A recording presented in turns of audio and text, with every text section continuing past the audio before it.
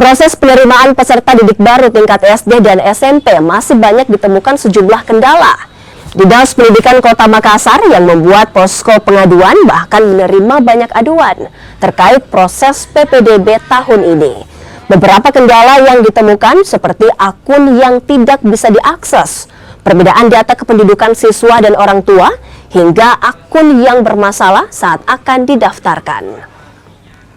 Selain aduan masalah PPDB, posko ini juga bisa dimanfaatkan orang tua calon siswa yang akan mendaftarkan anak mereka di jalur prestasi atau afirmasi dan perpindahan orang tua.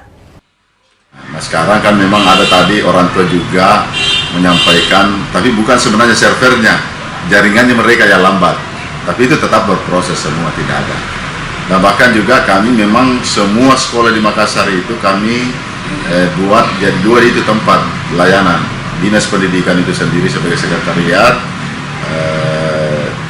Dinas Pendidikan, kemudian semua sekolah.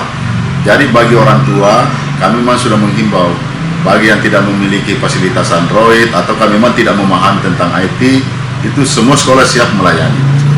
Nah, ini jadi supaya orang tua tidak bingung, jadi datang saja ke sekolah yang terdekat di situ pasti akan dibantu.